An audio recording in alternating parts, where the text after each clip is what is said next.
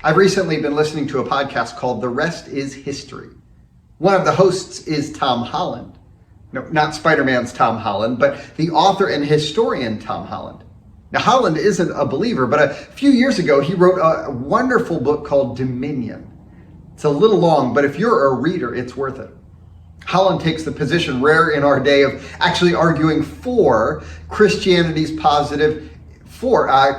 as a positive force in shaping our world. Anyway, I really enjoy his work, so I've been listening to their podcast. In a short series on Ronald Reagan, he and his co-hosts speak on the emergence of evangelicals as a growing political force in the 1960s. That's not to say that Christians haven't been influential in other eras or in other parts of the world. Think Emperor Constantine or Thomas Cranmer. Nonetheless, the political influence exercised by evangelical Christians in the most powerful nation in the world is something remarkable.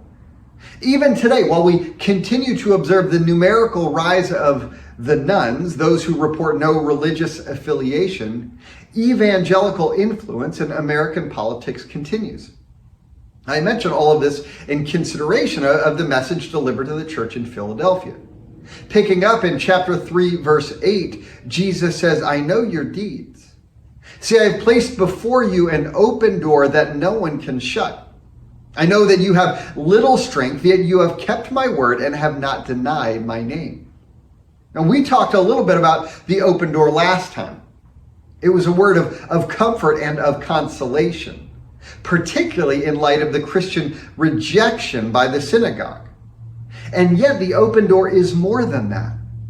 In 1st and 2nd Corinthians, the open door relates to gospel opportunities.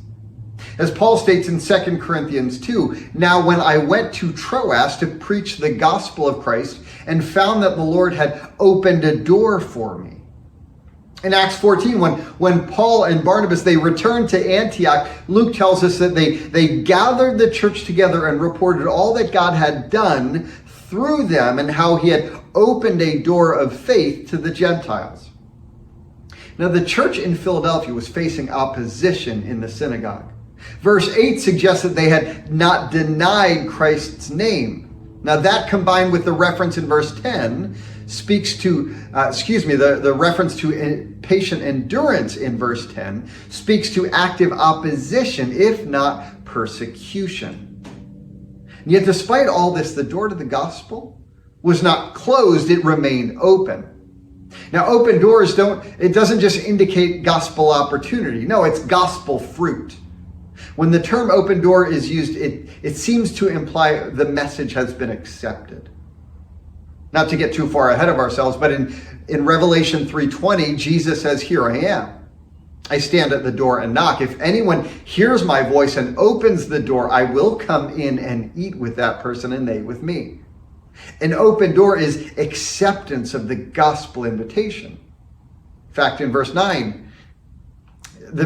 Jesus says, "I will make those who are of the synagogue of Satan, who claim to be Jews, though they are not, but are liars, I will make them come and fall down at your feet and acknowledge that I have loved you."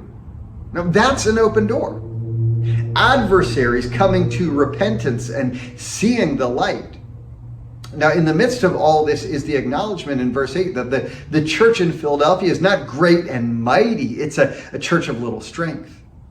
They're powerless, numerically insignificant, materially impoverished, and politically voiceless. The favorable condition of evangelical churches in America would be almost unimaginable to them. And yet in their weakness, the door was open, while in our power, it seems like the door to the gospel so often closed.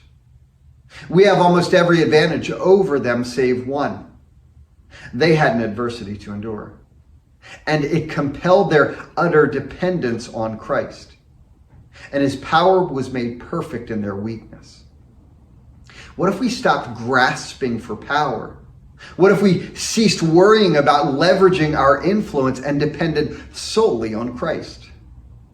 I wonder if the door would be open. Not by us, but by the one who holds the key. Have a blessed week.